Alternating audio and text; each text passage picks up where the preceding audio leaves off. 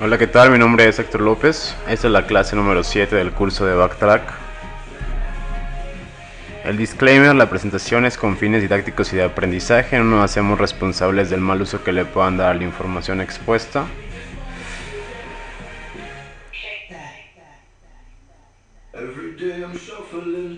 Y bueno, para esta clase vamos a hablar un poquito de lo que es el Simotoa, que es un framework para lo que es inyección de shellcode en manera de modo de ejecución, y es bastante bueno.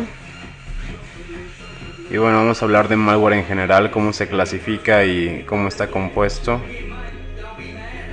De los troyanos, que básicamente son programas que hacen pasar por programas legítimos de nuestro sistema con el fin de infectarlo y pues provocarnos alguna clase de daños. Vamos a hablar de lo que viene siendo una shell bind y reverse, que son básicamente las dos formas en las que se puede establecer conexión a un servidor. La primera es la más básica, consiste en abrir un puerto en el lado de la víctima, pero es muy ruidoso, ya que si tiene, por ejemplo, firewalls o algo así, no vamos a poder salir hacia el exterior. Y la de reverse, que consiste en nosotros abrir un puerto local y hacer que la máquina del atacante se conecte hacia nosotros. Entonces, de esta manera evitamos todo lo que viene siendo problemas con los firewalls y la restricción de los puertos hacia dentro y hacia afuera, porque aquí no estamos utilizando nada de esto para poder evadir la restricción. Vamos a hablar de lo que son los procesos y la memoria dentro de las cuestiones de los backdoors, ya que generalmente cuando está corriendo un backdoor, lo que hace, por ejemplo el Simotoa, es que le especificamos un process ID, y dentro de ese process ID va a inyectar el shellcode que le queremos poner. Hay shellcodes como la mayoría de lo que hacen es ejecutar algo así como un bash, o pueden ejecutar cualquier otro tipo de intérprete, dependamos de que le pongamos. Pero algo muy interesante es que podemos ver aquí los procesos y podemos ver la memoria. Es una parte esencial en casi cualquier parte de forensicos cuando queremos detectar si realmente tenemos un backdoor o no corriendo en el sistema. Y bueno, por último vamos a hacer el demo del rootkit, el Simotoa, sobre nuestra distribución preferida, Backtrack 5.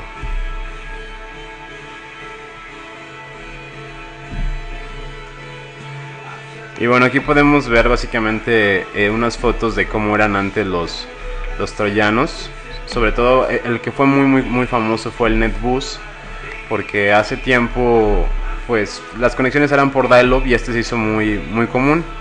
Estaba en su versión basic y luego sacaron la versión pro, la cual mucha gente utilizaba como si fuera una herramienta de administración remota, algo parecido a lo que la gente utiliza como LogMeIn y así, para conectarse remotamente al sistema cuando no pueden tener acceso físico a ella.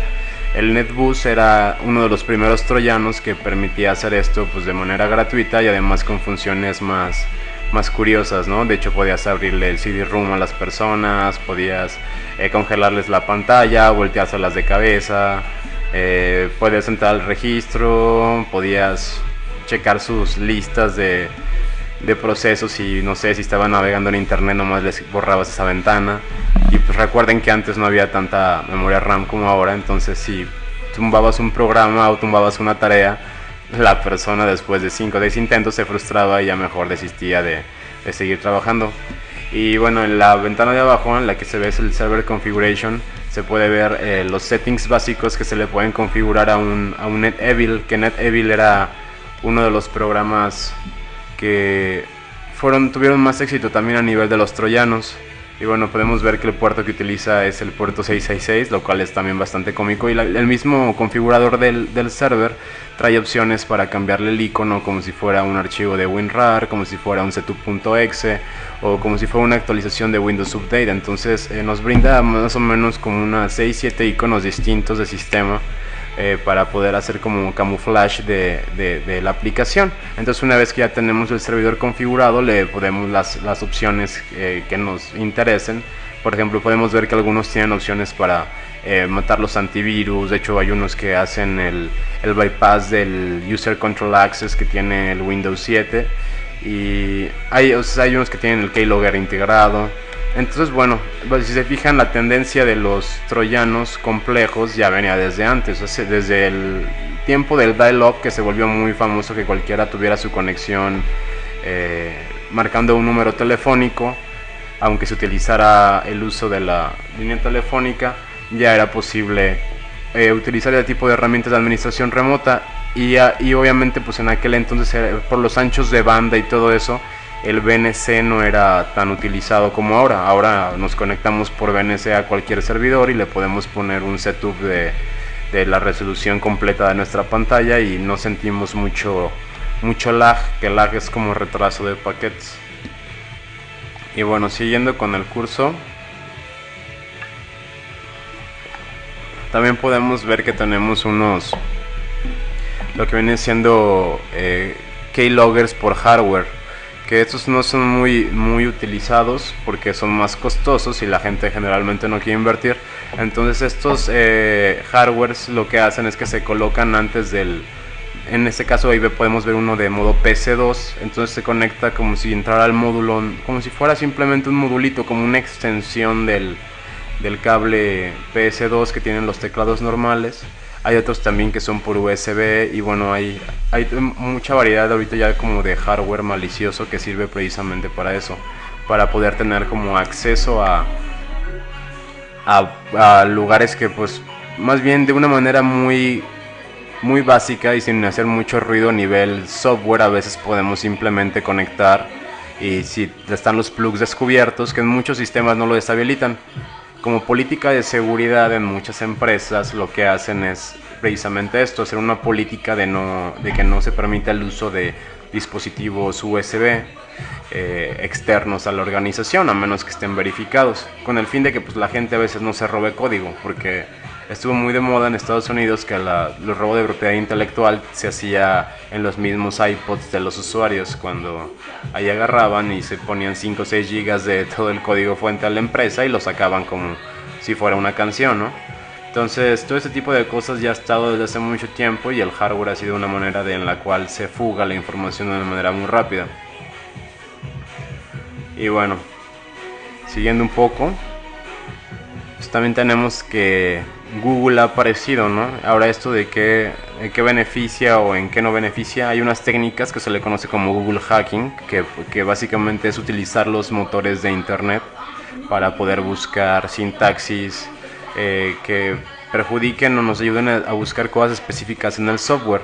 Entonces está muy de moda los famosos Google Doors, que básicamente tú le pones comandos como por ejemplo in URL, o le puedes poner in title, o le puedes poner así varias como tags para que tú las pongas en los campos de búsqueda de Google y te busque cosas muy específicas. Por ejemplo, podríamos mediante una sintaxis buscar todos los PDFs de los sitios de gobiernos de México, por ejemplo, o podríamos en otra sintaxis buscar todos los archivos de Excel de cierto estado de la República. Entonces eso es muy fácil de hacer porque pues Google básicamente indexa todo, y a menos de que tú crees un archivo que se llama robots.txt en el cual tú le estás diciendo a los servidores de Google y a todos los spiders de cualquier servidor como Altavista, Yahoo, etcétera, que no busquen en tus carpetas privadas, porque si no lo que va a pasar es que todo tu código y todo lo que está ahí se va a indexar en internet. Entonces cuando alguien busque por porciones específicas dentro de tus dominios y de tus sitios, va a poder encontrar cosas. Entonces es muy común que la gente tenga Content Manager Systems o que tenga softwares que se repiten de sitio en sitio. Entonces cuando se encuentra un bug, pues tú utilizas un Google Dork para buscarlo con Google y pues atacas y encuentras todo y puedes penetrar muchas cosas.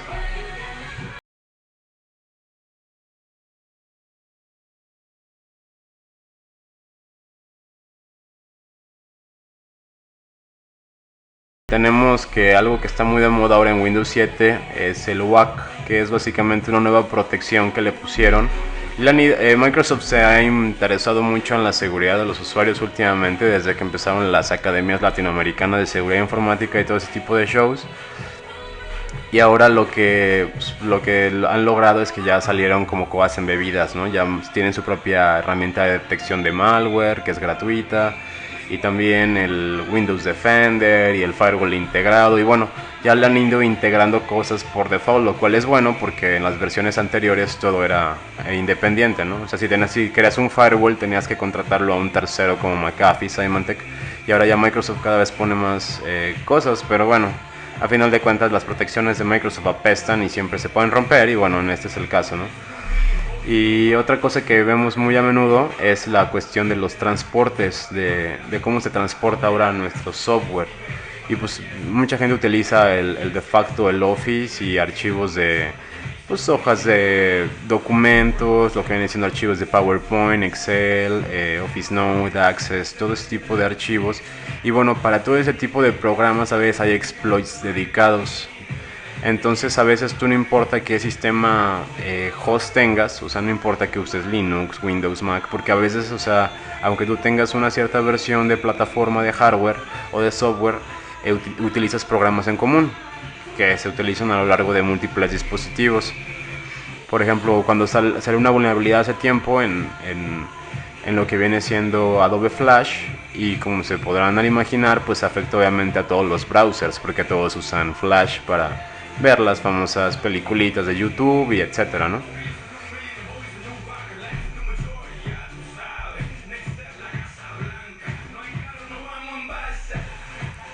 Entonces, bueno, eso es lo que quería mencionar, que hay exploits para todo lo que se puede, para casi todo, cualquier tipo de software.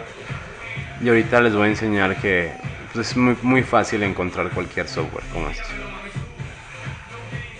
Los troyanos están compuestos principalmente por tres programas: un cliente que envía las órdenes que se deben ejecutar en la computadora infectada, un servidor situado en la computadora infectada, que recibe las órdenes del cliente, las ejecuta y casi siempre devuelve un resultado al programa cliente, y por último un editor del servidor, el cual sirve para modificarlo, protegerlo mediante contraseñas, unirlo a otros programas para que al abrir el programa también se ejecute el servidor, configurar en qué puerto deseamos instalar el servidor, etc.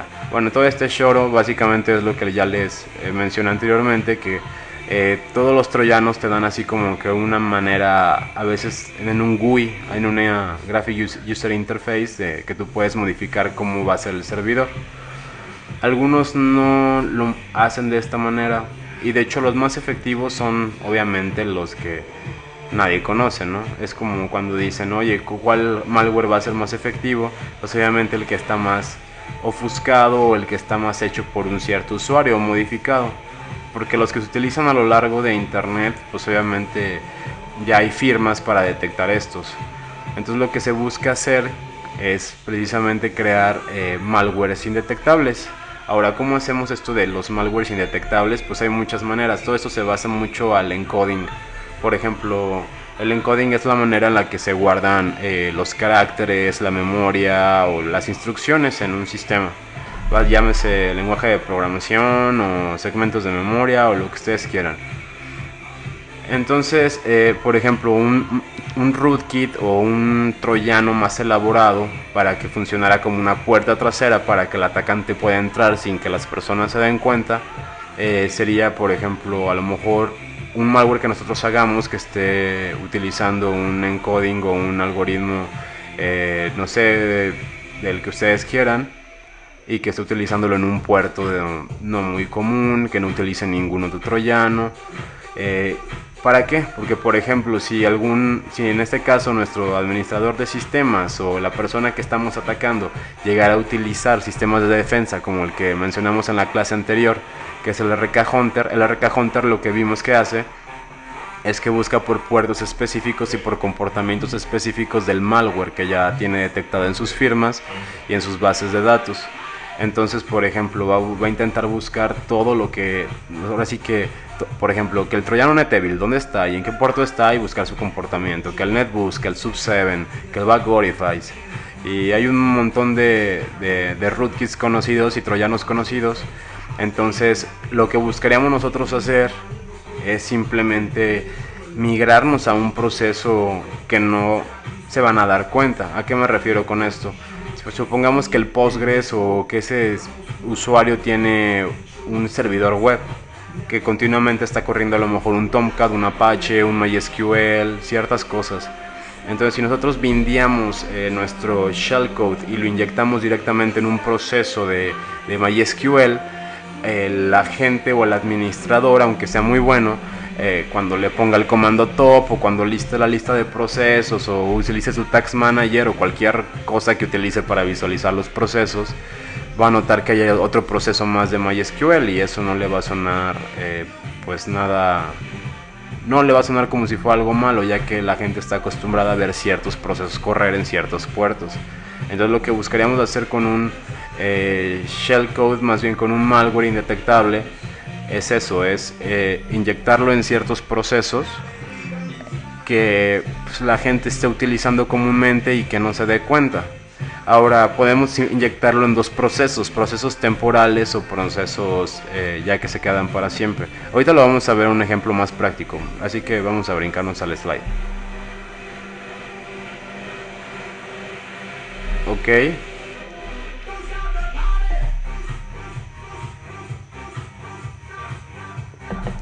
Vamos a verificar que esté grabando esto. Sí, parece que sí. Ok. Ahora, lo que mencionábamos de bind o reverse, eso es algo interesante y más bien no es interesante, es como un concepto básico que si no logras entender esto, por eso es que mucha gente no logra entender el funcionamiento de Metasploit y no logra entender cómo es que se mandan las shells y cómo es que te llega y a veces todo parece mágico, hasta para algunos pseudo hackers que logran conseguir shells no logran entender estos conceptos. Entonces es importante que, por ejemplo, hagamos notar que hay dos maneras principales.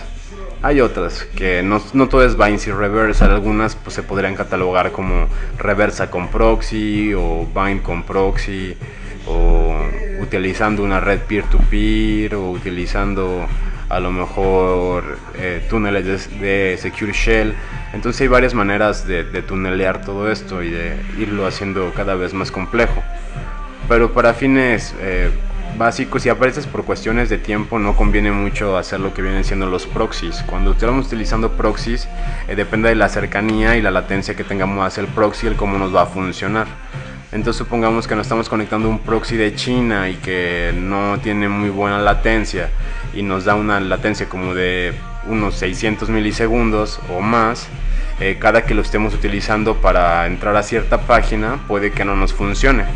Y más cuando intentemos utilizar y entrar a servicios de Secure Shell, más bien de SSL, utilizando protocolo seguro, pues van a caducar las conexiones y no va a funcionar esto. Entonces, bueno, algo básico es que hay bind y reverse. Bind es cuando se recomienda para cuando podemos hacer ruido en la máquina y que tenemos casi acceso directo al internet, o sea que estamos en la DMZ o que podemos controlar el acceso a los puertos. Si estamos detrás de firewall Cisco, como pasa mucho en organizaciones, o de firewalls Juniper o checkpoints bien configurados, mejor ni intenten el bind porque no les va a funcionar. Tienen que intentar el reverse. Bueno, otra cosa que es muy común en los malwares es que funcionen, pues ahora sí que replicándose a sí mismos. Esto es una capacidad básica que se les otorga a los malwares para que sean muy persistentes y que causen mucho daño. Entonces, bueno, aquí le puse un ejemplo con PHP Scripts que se puede traducir básicamente eso al concepto también de una botnet, o se puede construir también, pasar el concepto a lo que viene siendo una bomba fork. Entonces, bueno, algo muy básico que la otra vez hicimos en una intrusión de un sistema es que, por ejemplo, imagínense, si quisiéramos llenar y saturar rápido el disco duro de cualquier servidor, ¿qué es lo que haríamos principalmente? Sería buscar posiblemente, primero hay que buscar en qué carpetas tenemos permisos para leer, escribir y ejecutar y todo eso. Pero una vez que ya encontramos un directorio vulnerable, podríamos intentar copiar archivos grandes y crear respaldos y de manera iterativa hasta que se bloquee y pues explote la capacidad de la computadora. Entonces, si por ejemplo le creamos no sé, 600 procesos que lo que hagan sea ir a cierta carpeta, comprimir todo y guardarlo en un archivo, y que el siguiente proceso lo que haga es de ese mismo respaldo sacarle todavía otra compresión y mandarlo a otro archivo cada que se haga este proceso, para seguir haciendo esto de manera iterativa, no sé, 100 veces o 500 veces. Pues obviamente el primer respaldo, supongamos, va a ser de 1 giga, el segundo va a ser de 1.5, el tercero va a ser de 3 gigas y el cuarto va a ser de 6 gigas, y así va a ser sucesivamente. Entonces, si corremos a lo mejor 100 procesos de esto, lo que va a pasar es que la máquina pues va a tronar. Sobre todo los procesos de compresión y de empaquetado y todo eso generan muchos, más bien requieren muchos recursos del procesador y de memoria. Entonces es posible que podamos lograr causar una denegación de servicio a la computadora. Al no tener ya memoria disponible o disco duro disponible, va a dejar de responder comúnmente a los usuarios como lo hacía normalmente. Otra cosa que es importante mencionar en esto de los backdoors es lo que viene siendo el monitoreo de recursos del sistema. Siempre los administradores tienen que estar monitoreando sus recursos y checando que no les haya cambiado los permisos a ciertos archivos, etc.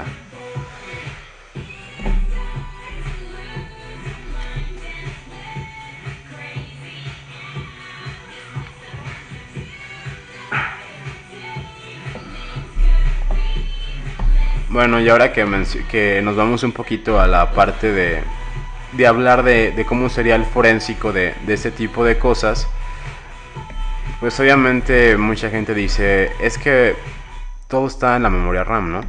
Comúnmente. A ver, necesito poner esto, un segundo, que necesito inspiración.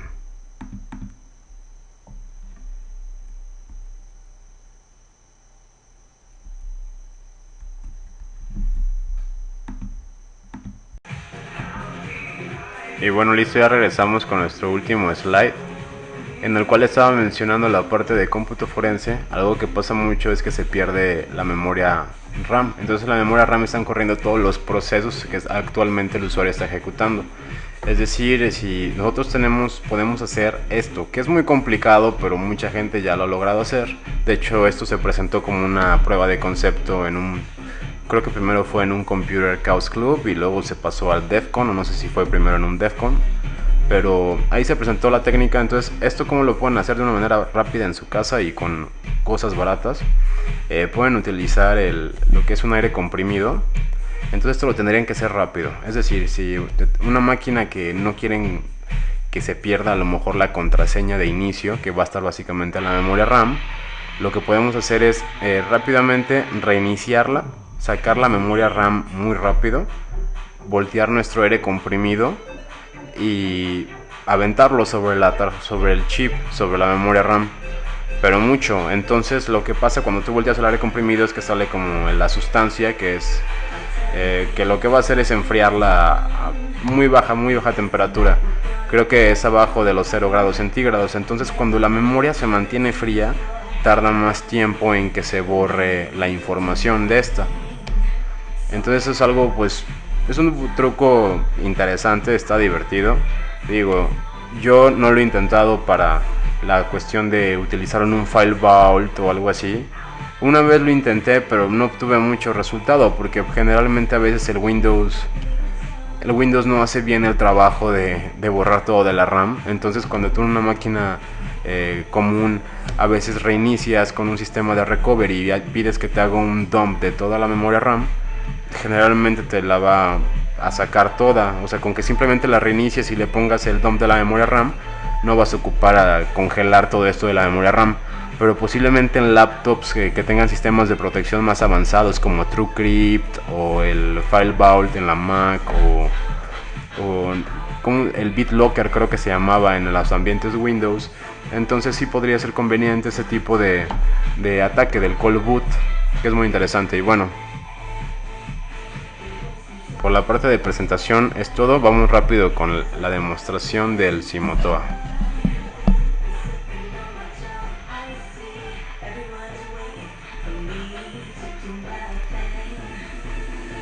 Bueno, ya estamos aquí en nuestro backtrack. Lo que tenemos que hacer es iniciar una terminal. La vamos a abrir, vamos a aumentarle un poco el tamaño para que se vea bien en la pantalla. Y bueno, ya aquí nos vamos al directorio de Pentest, que es donde tenemos todas las aplicaciones de la distribución. Aquí nos vamos a Backdoors y tenemos algunas opciones. Vamos a abrir la opción de Simotoa. Y bueno, esto es lo que nos muestra el directorio de Simotoa. Son algunos archivos, los vamos a listar de una manera más amplia.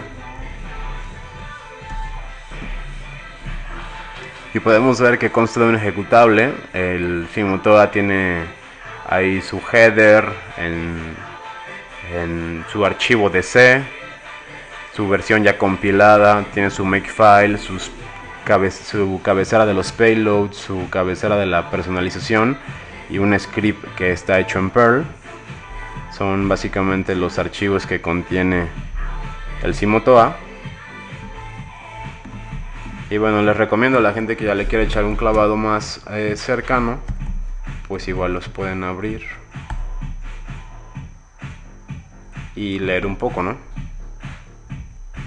Y se fijan, pues yo lo estuve checando hace tiempo y están muy bien escritos, la verdad, pues, se sacaron un 10.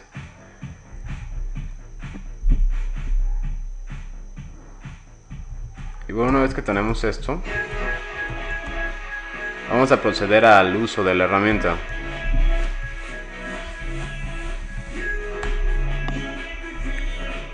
Cuando lo abrimos, esto es lo que nos sale, ¿no? Dice versión alfa, runtime shellcode injection for stealthy backdoors. Es codeado por un chavo, bueno, por un I que se llama CodeWizard. Y básicamente la utilización es la siguiente, es muy sencillo. Se utiliza el Simotoa, se le pone "-p", se utiliza el process ID. El process ID es básicamente el proceso que utiliza cualquier software que está corriendo en nuestra computadora para ejecutarse en la memoria. Le podemos el número del shellcode que queremos ejecutar aquí, y pues las opciones, que las opciones pues son estas, ¿no? Ahora básicamente esta opción es pues de las que yo más recomiendo. Vamos a listarlas ahorita a continuación.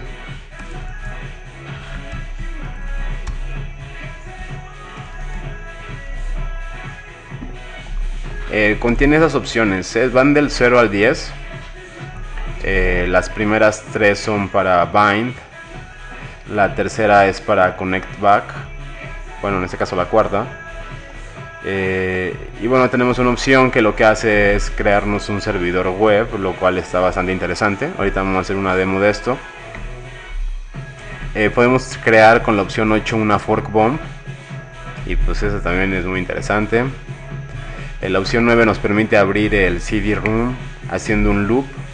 Y hay que tener en cuenta que el Simotoa lo que hace es hacer el shellcode injection, pero en sistemas Unix based, lo cual es todavía más interesante porque generalmente todos los que vamos a encontrar y todos los backdoors van a ser pues que el NetBoost, que el Backorify, todos los que tienen como interfaz gráfica y que son para Windowseros. Entonces esta es diferente, esta herramienta. Y bueno, ya mencionando cómo podemos inyectar el shellcode en la memoria, vamos a crear otra tableta. Y con el comando top podemos ver los procesos que están corriendo actualmente. En este caso ahorita vamos a abrir uno nuevo para poder inyectar en ese proceso el shellcode y que sea como más demostrativo. Vamos a abrir algo básico. Cualquier persona tiene en su máquina corriendo el Firefox o el Internet Explorer o el Word o el Excel, algo así. Entonces a este usuario primero le vamos a infectar su Firefox. Entonces va a correr el Firefox. Aquí vemos que ya está corriendo.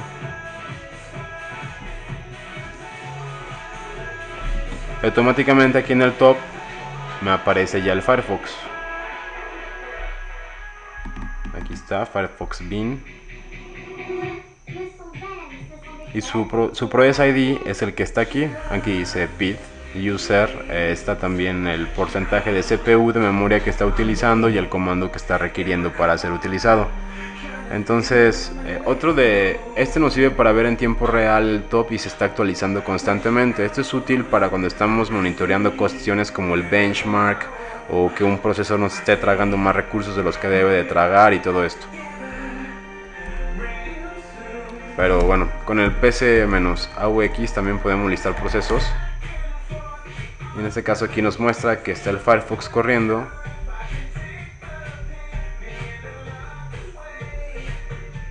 Y el Process ID que está utilizando es este.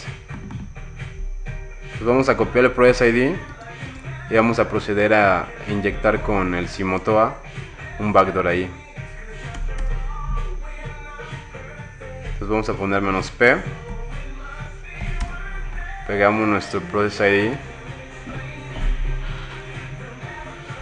ponemos "-s", que es la opción que vamos a utilizar de shellcode, y en este caso vamos a usar la primera, que es la 0.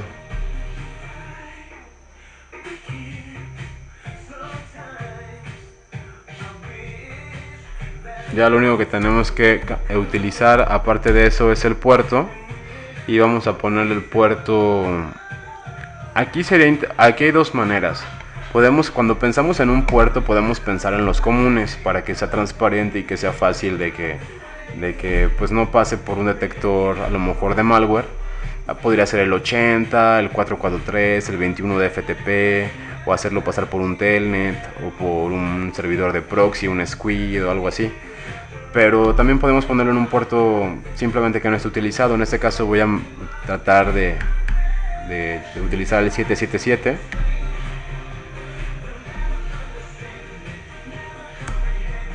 Y en este momento ejecuto el Simotoa y dice que está añadiendo un proceso al 28337.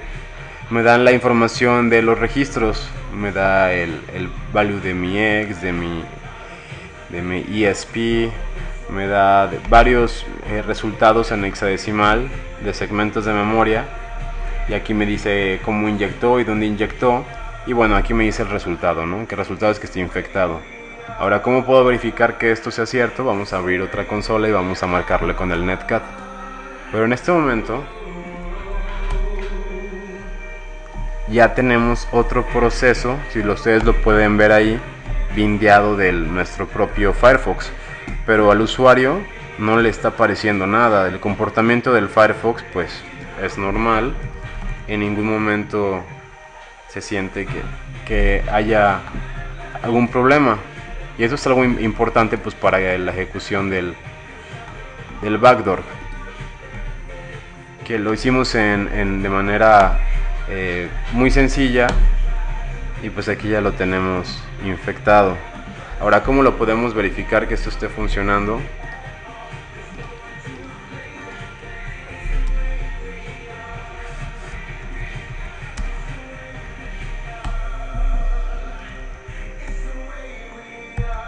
Aquí en este momento ya tengo yo bueno, voy a especificar lo que hice.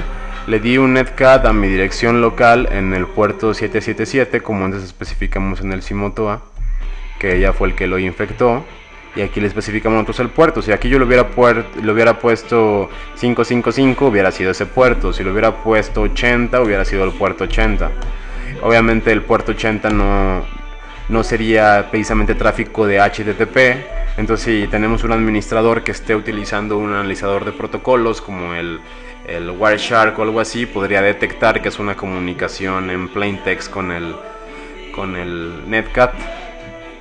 Entonces, para eso se recomendaría hacerlo y bindearlo con el cryptcat, que ya lo mencioné en una clase pasada.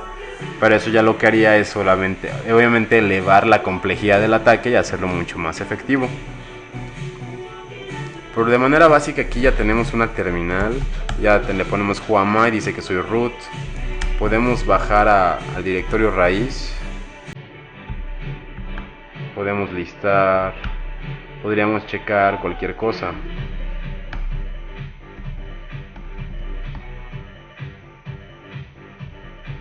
De hecho, podríamos utilizar comandos desde la otra máquina. Supongamos que aquí yo estoy conectado a otra computadora, podría yo utilizarla para mandar escaneos o para desde ahí pivotear y lanzar un exploit o algo parecido.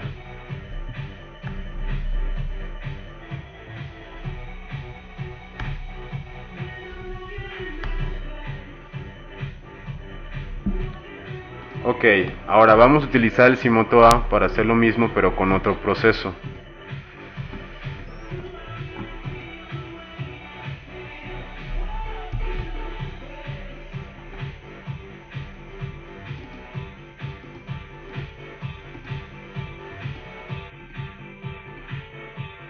Ahora, el utilizar el Firefox en este caso es conveniente, pero podríamos utilizar herramientas a lo mejor del propio sistema, como lo mencioné anteriormente, algo de MySQL o algo de más interno. De hecho, podríamos a lo mejor, voy a poner un ejemplo que puede parecer muy tonto, pero es algo cómico.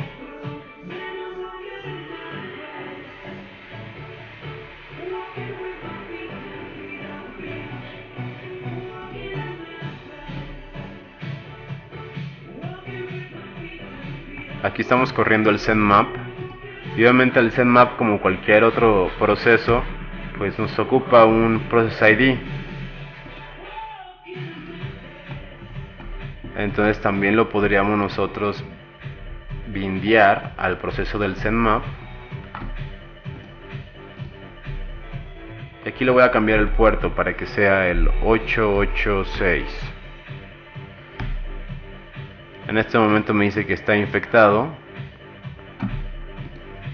Vamos a checar los procesos nuevamente y vemos ahora de a dos procesos de ZenMap, cuando pues visiblemente solo tenemos un proceso de ZenMap corriendo, o sea, no se abrió ninguna otra ventana adicional. Y si yo le marco a esta dirección por netcat,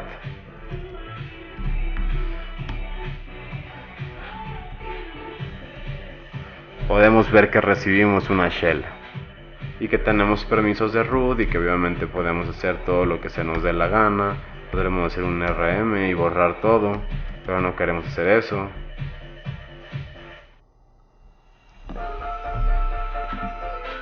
Entonces eso es algo interesante, que hasta las propias herramientas que tenemos nosotros de hackeo podrían ser un proceso que está convertido para afectarnos. Eso se vio y fue algo común, que una vez me tocó ver en un snort, y empezó a pasar en varios snort, que el mismo snort lo infectaban. Entonces el detector de intrusos estaba infectado, y cada que obviamente el administrador siempre se iba a preocupar porque su snort estuviera corriendo.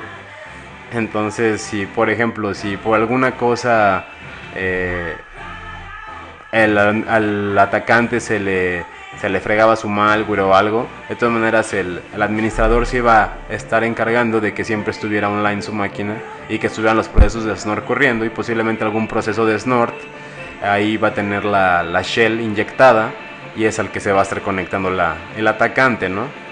También fue muy común que creo que algunos sistemas de Computer Associates tenían un problema similar. Pero bueno, con esto ya se demuestra que es muy fácil inyectar shellcode en un proceso, el que sea. Vamos a hacer otro demo ahora con... déjenme pensar. Vamos a listar otra vez las opciones y vamos a correr rápido la opción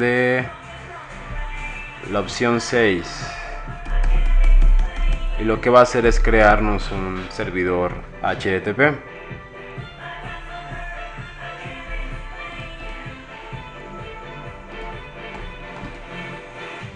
Pero ahora la vamos a bindear a otra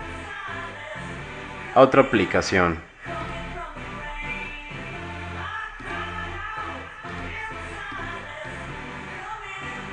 Aquí hay una herramienta que se llama KeepNote. La abrí al azar. Agarro la listo. Aquí me aparece qué Process ID está utilizando, que es el 28555. Lo voy a copiar y lo voy a pasar a inyección. Agarro, pego el número del proceso, lo doy a aceptar y me dice que ya está infectado. Entonces ahora voy a checarme localmente que sí, que se abrió un puerto nuevo.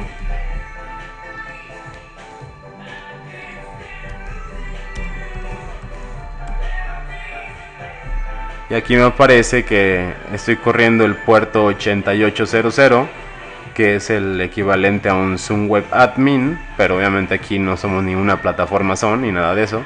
Simplemente estamos usurpando el puerto para ahí cargar nuestro servidor web. Vamos a accesar a él para que se vea que funciona. Y aquí está, nos aparece una carita feliz de que el puerto pues está funcionando y ya tenemos un servidor web ahí corriendo en un proceso inyectado y más bien camuflajeado como si fuera un Keep Note. Si nosotros listamos, aquí nos aparecen unos procesos de Keep Note, pero pues no aparece nada relevante, nada de lo que el usuario pueda sospechar de una manera sencilla. Y como lo menciono, no se abre ninguna ventana adicional y la aplicación no truena. Ahora, esto hice algunas pruebas con muchas aplicaciones y llegué a recibir que algunas sí tronaban. En la inyección del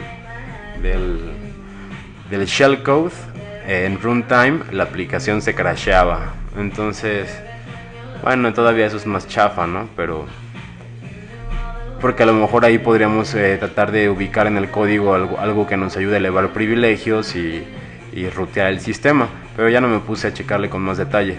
Pero bueno, es muy fácil inyectar con Simotoa nuestros backdoors camouflage.